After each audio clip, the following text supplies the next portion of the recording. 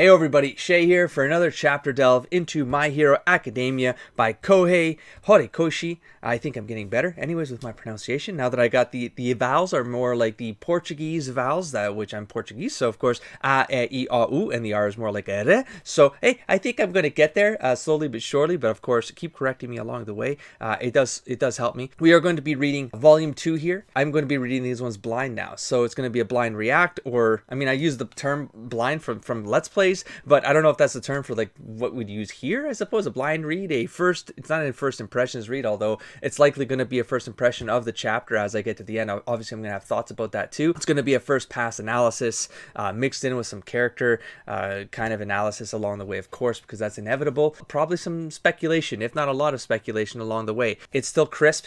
Look, the spine is like, it's perfect. So here we go. Time for a couple hours with this thing.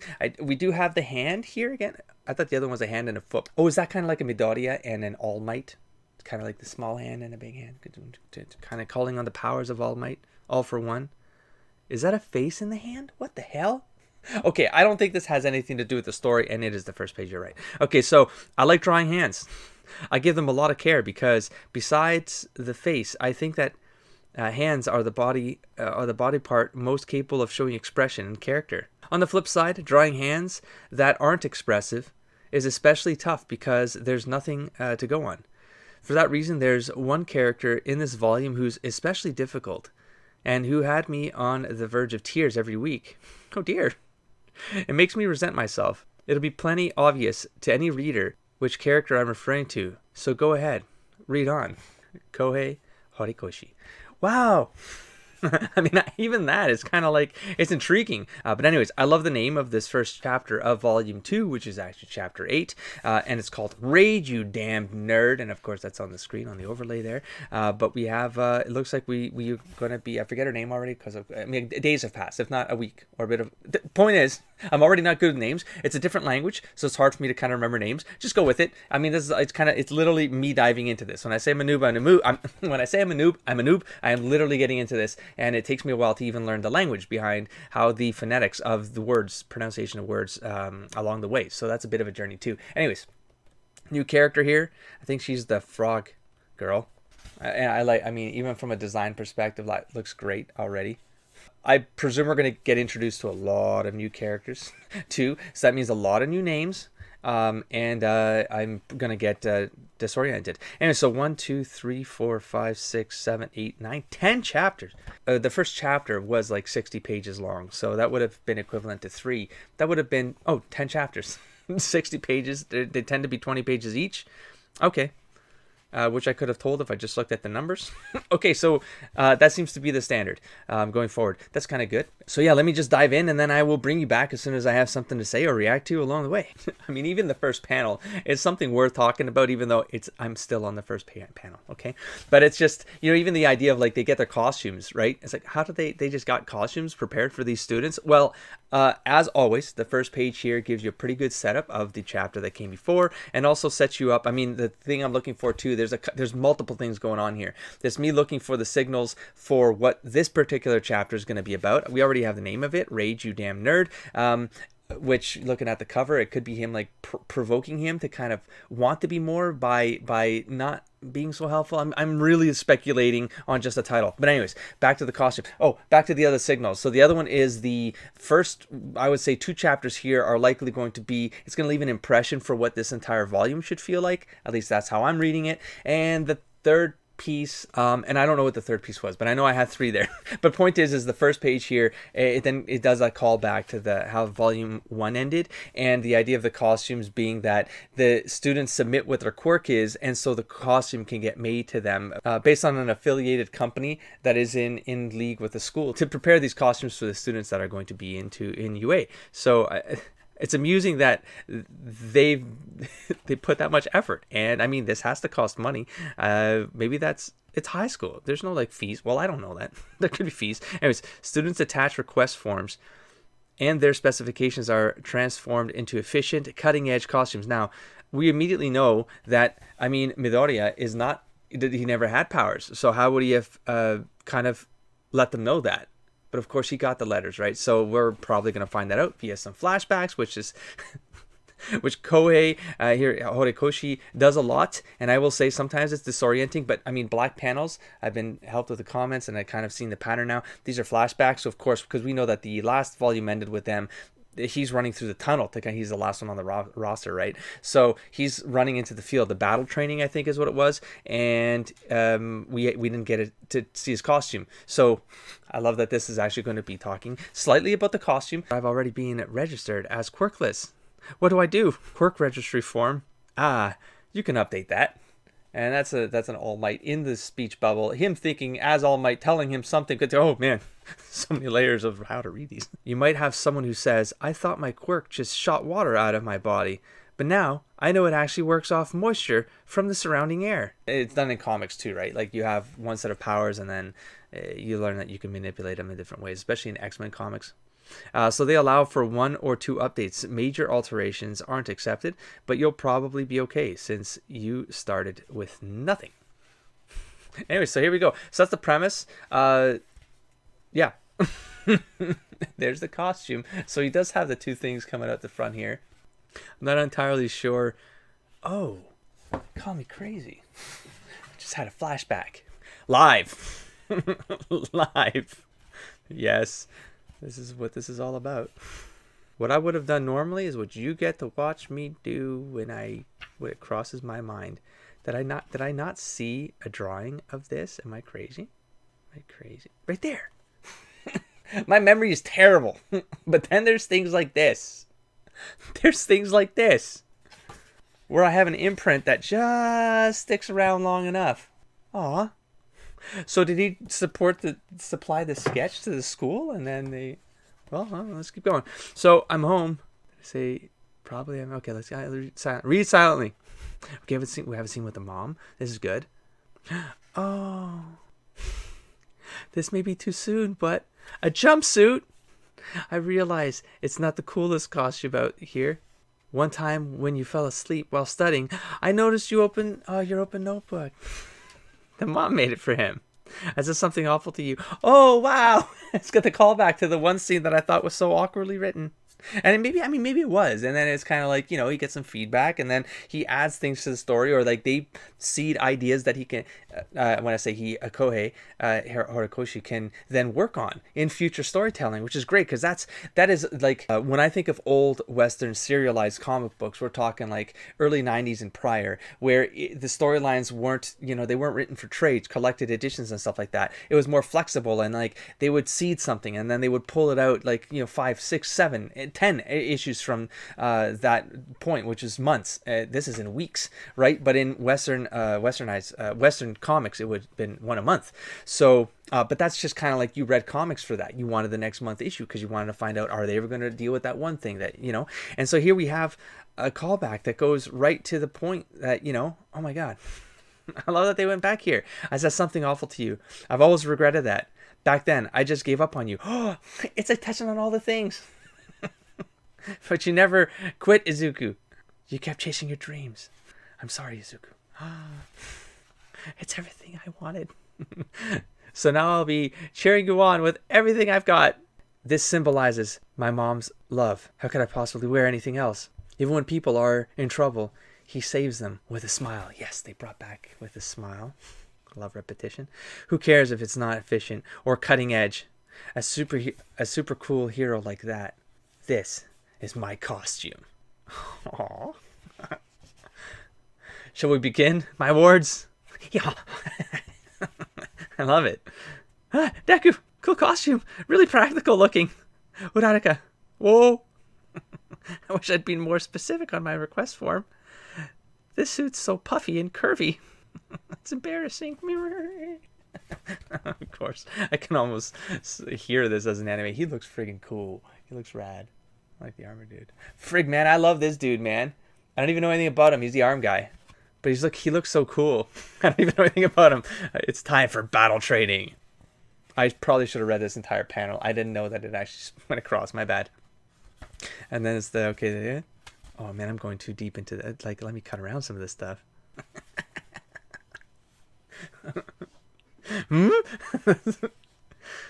Way to make it obvious. Exactly, man. But whatever. Whatevs. Sensei, this appears to be the same field used in the entrance exam. Will we once again be performing cityscape maneuvers? I love that he calls him sensei. That's an honor. Like that when I was in karate, kenpo. Yeah, you have a sensei. It's your master. It's your mentor. You know, that's so cool. My God, it's like this thing is like my thoughts are all transferred onto the future pages of this book. Crazy talk. Okay, let's go. He just looks so derpy. It's not gonna get. There we go. So blurry, but. Whoa, you'll now be split into villain teams and hero teams and face off in 2-on-2 indoor battles. So basically the premise here being that All Might is saying, you know, most fights happen outside, but the most vile of villains lurk indoors. They're basically, it's indoor training. We gotta make a villain team. I wonder if this, I mean, because we're in the premise phase here of the story. So I'm doing a structured analysis sort of breakdown. I know there are 20 pages. Every 5 pages, I'm basically looking for an act switch. That so in this first, chunk here, this is premise. We've gotten the premise. It's the early exposition of what it's going to be. It's going to be versus battles, I suppose. What defines victory? Can I just blast everyone away? Well, that's a thing, right? Because, I mean, heroes wouldn't take out the villains, but the villains should let loose, take out the heroes, right? Because they're villainous. Oh, here we have an example of the whole bubble design. I got a heads up about that each character's bubbles are slightly different, which I do find throws me off a little bit, but at the same time, it's kind of useful. And it's just another design component added to the page, for visual interest. It's got its purpose. I was gonna make another comment, but then this one hit me. So it's so listen up. Here's the deal: the villains will be hiding a nuclear weapon in the hideout, which this is what I'm gonna comment on soon. And the heroes have to go in and take care of it, like a plot from Western comics. So why I chuckled is because in this first bubble, one of the last, I guess, superhero tabletop games I ran. This would have been 15 years ago, maybe. Anyways, it was in the Mutants and Masterminds tabletop system, which I was a huge fan of, big supporter of that company, etc., etc. But one of the first campaigns I ran was literally this. Not that the characters were villains, but that the villains had a nuclear bomb in a building. And that campaign ended with one of the heroes was a teleporting hero. And the hero, and the bomb was strapped to the wall, was like cemented into the wall, right? But I was expecting like this huge scene to kind of come out of it. But the hero goes in, and it's kind of like the weak hero, and basically his only power was to be able to teleport. He was effectively like a Nightcrawler, right? So he gets to the bomb, and I'm like, okay, how's this thing going to go down? Because I had this plan of like one of the villains was going to come smash in, it was going to make everything more complex and everything, and then to kind of just throw off the scene. So it's like, what do they do? Do they protect the people in danger? Do they attack the villain? Do they deal with this ticking time bomb, right? And then this one dude in like the first or second round, like they really early on, the teleporter just like teleports to the bomb, hugs it, and then says, I teleport 100 feet into the air or something like that. And I was like, what do I do? Like, this thing is over. The scene is over. It's like, I don't know. Can the teleport like just take things off of a wall? I'm like, I don't know what the rules are for this, right? And it was completely disoriented to me, and it was the last time we played that particular run. But that's where like superhero powers can sometimes just obliterate like ideas like this, because one superhero power used the right way, man, that throws everything off, man. Anyways, that's my memory just came flooding back to me. Anyways, the heroes have a limited amount of time to either capture the villains or secure the weapon. The villains must either capture the heroes or protect the weapon until time is up. So the decision is going to be by lot. And flip the page, and here we go. Our team. So we have a team. He gets to go with Orarika. Who? Okay, we're gonna get a bunch of people I'm not familiar with. Bakugo and Ida. That's a great team up right there. It's gonna be fun. I don't know. Again, don't know. Oh, frog lady. Oh, and a bird dude. Birdman. What? Oh, I got it. Hands. There's a hand reference. Whoever that is. An invisible person. That's why they have to show their emotions with their hands. Nice. Don't know. God, there's gonna be a lot of characters. 10. Yeah, there's 20. I had the 20 explained to me in the comments. It's I guess it's like there's what was the name? I'm sure the issues will get into it. It's not substitutes, but it's that there's two characters that come from somewhere else, I guess, and are part of the class of 18 or something. Nice. Must be fate. Let's do this. Seriously? I can barely say 2 words to her. So we're going to have the trope, of course. I find this a lot in anime. Just there's that the male protagonist will always have trouble, you know, speaking to someone who's got a love interest in, or it's got the, you know, I don't know if he's really got a love interest with her, but he gets nervous around just talking maybe to females in general. I don't know yet. We'll find out. But so far, it seems to only be with her. The heroes are Team A and Team D, of course. I was hoping that they would stay at least for the first few chapters. Keep it with the characters we've already been introduced to in volume 1, and let's develop them a little bit further. Let's figure out their personalities. We know that this is the main kind of the trio here, but then we have a disruptor in this kind of relationship here, but obviously he's going to be a major part of the narrative here with these two, so Izuku and Bakugo. But I love that these two particular characters, I made a comment about that in the prior videos, where they have a bit of a juxtaposition going on with Izuku as well, for different reasons. And that's why I love this dynamic quite a bit. They're being told not to pull the punches, practical test, but All Might will step in if things get out of hand. Of course, pretending to be a villain pains Ida, because, you know, he's got the honor. He's like an honor bound, you know, or code of honor. At least I feel like that's like, it's so crazy that was insinuated just with the simplest of narrative pieces that I picked up on his personality very early on with this whole thing. And then the whole Knight's Armor thing, that's great. Hey, so Deku has a quirk? Huh? You saw his monster strength, no? Although it put him at great risk. He's been punking me this whole time? That damn nerd. Rumble. We're getting Uraraka bringing up the whole Bakugo's the one who bullied you, right? So because then, you know, we get to see them connect, and she gets to be the character that pulls on some of the more emotional story pieces out of the protagonist. That's great. We got a grayed out cell here. So memory, right? Past. I'm getting it now. I'll even surpass All Might and become the greatest hero. So she remembers that from elementary school. He may be a jerk, but he's amazing. Wow. And even that, he's gotten bullied his whole childhood, and then he can say something like this about Bakugo, you know? He may be a jerk, but he's amazing. His goals, his confidence, his strength, his quirk.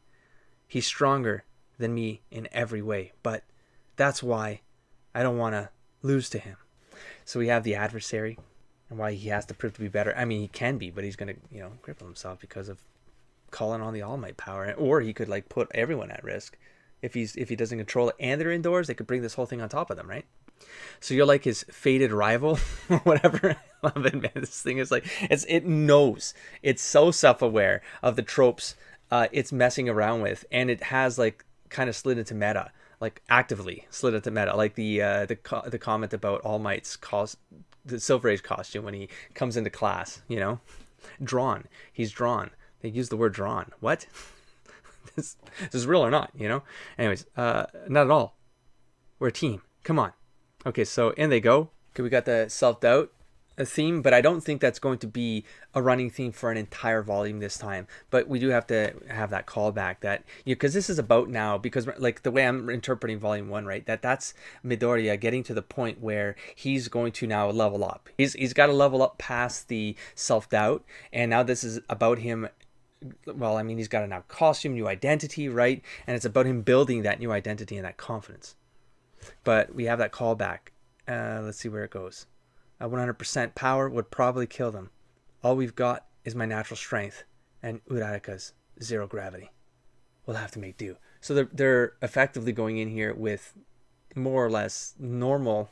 They're normal heroes going up against efficient ones, very efficient ones based on the gradings. We're talking about number 1 and number 2, or number 2 and number 3. I forget who number 1 was, but I thought there was another name in there. Anyways, what my notes on indoor scenarios and tight spaces in general. Got to remember that. Hero analysis for my future.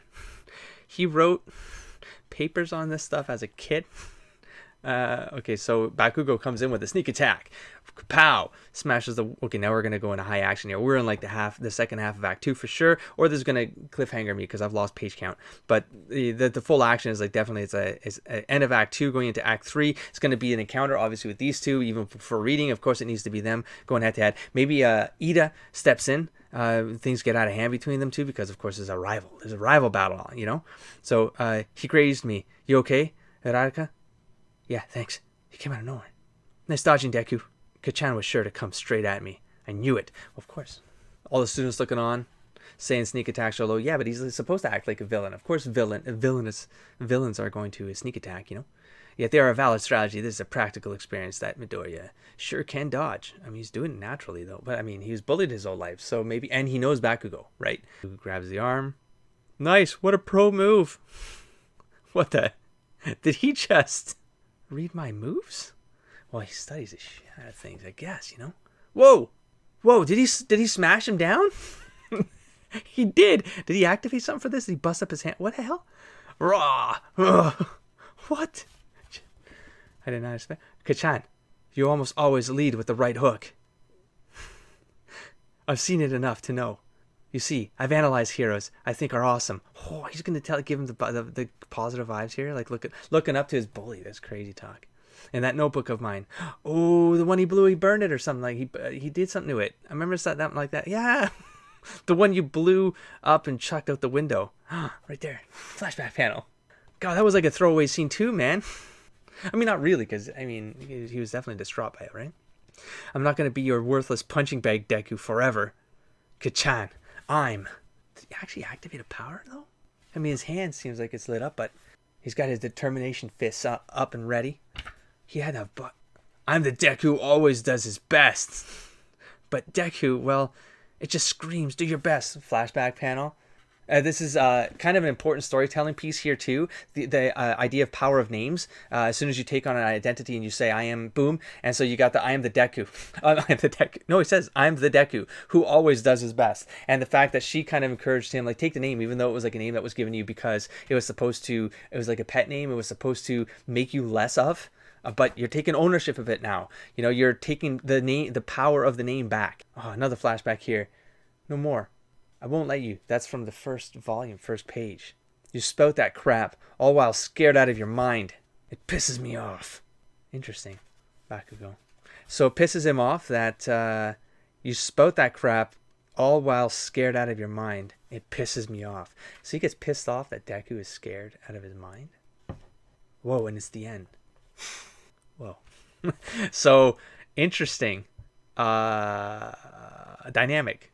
Because I feel like maybe because now he knows he's got the power to do something, and maybe he feels like Deku's been hiding it the whole time, or, you know, like he's misread him. That from his perception, right? But it's like, if he does have this power within him, like, why doesn't he use it and try to be better, you know, not be afraid? So maybe he's almost getting angry because he wants to be a hero. He's kind of got that antagonist setup right now, but he wants to be the greatest hero. We learned this early on, right? He's going on, but I wouldn't say like anti-hero style, but it's effectively like where he would go. It's just basically do what you got to do to be the best. Do what you got to do to get the job done. That kind of thing. Like, you always got to give it your all. Like, he actually always tries to give it his all. He hopes he can give it his all. That's why I love this dynamic so much. And now we got this. This really like launches into a cool idea into the next chapter. Anyway, so we got President Mike here. I want to say Mike, but every time I'm almost saying Mick. Just because it's okay, you know. So I'm saying it hard C, okay, because it's Mike. He's on the mic. That's how you spell Mike. It was the hero. Oh, he's just called the hero? What? No, he's President Mike. It's the hero. We have favorite things, radio and TV, behind the scenes. This guy debuted in chapter 3. At first, he was just this chubby old man who made announcements, but that was really boring. So I transformed him into the amped up character he is today. He graduated in the same class as Eraserhead. So prior students have become the teachers. So there you go, 20 pages into volume 2. And these are likely going to be a lot quicker to do just because of smaller chapters. And I'm getting kind of a system in place here. I didn't even look at the back cover of this. Well, let's do that now together, huh? Let's derail myself right at the end. Although I'm always worried I'm gonna, I'm gonna spoil myself by reading something. But I mean, it's on the cover. How much could it be spoily? What would the world be like if 80%? Okay, so we're getting the premise. Getting into UA High School was difficult enough, but it was only the beginning of Midoriya's long road toward becoming a superhero. The new students all have amazing powers, and although Midoriya has inherited All Might's abilities, he can barely control them. What's more, the first year students are told they will have to compete just to avoid being expelled. Boom. So the volume 2 is going to be all about, I think, these kind of interactions, not just with Bakugo, I would presume, but probably a main story is going to be, and that's the setup. If I'm looking at, let's before signing up, let's talk a little bit about just for the chapter as a whole, my thoughts, my first impressions, I guess, is the idea of like, it being part of what I would call Act 1 for all of this volume. That gives us a really interesting setup that I just talked about with his perception of things. And I think that's going to get explored, and that's going to lead us into an Act 2. So the midpoint of this book. Also, I think that, in this chunk of book is where we're going to be getting a lot more. We're going to get introductions to other heroes in the class, because Act 2 usually brings all that up, kind of drops more exposition on you and more character dynamics. So I'm looking forward to that. I don't think that's going to happen in the first 2 to 3 chapters, and based on this cliffhanger, next chapter is obviously going to be them still kind of getting through that challenge, this confrontation. I'm presuming that they're going to at least bring those other two, Uraraka and Ida, into this, and maybe they kind of get in the middle of something, I don't know, but I like the fact that these 4 characters are going to have that dynamic explored in Act 1, or chapters 1 and 2, let's just say, and then that's going to bounce them into more of the exploration territory for My Hero Academia. And then where would that go? So if the setup is him getting the confidence, him wondering why he isn't better, and so Act 2 is about pushing on boundaries, comfort zones, And then Act 3, I don't know, it's got to lead into something, but I need to have more details, and we're going to get that when we get to more, chapter 3 or 4. I put this off for a bit because I knew that I had to do some cleanup stuff, but I knew I was going to get super excited as soon as I cracked this open. And it's kind of blind, and I kind of knew feeling doing these videos, and finding my way while I'm even doing these. It's kind of exciting, but at the same time, it's kind of like, it intimidates the hell out of me. I'm not going to lie, because I always think about that 200 plus number, but I just got to take it one chapter at a time, one volume at a time.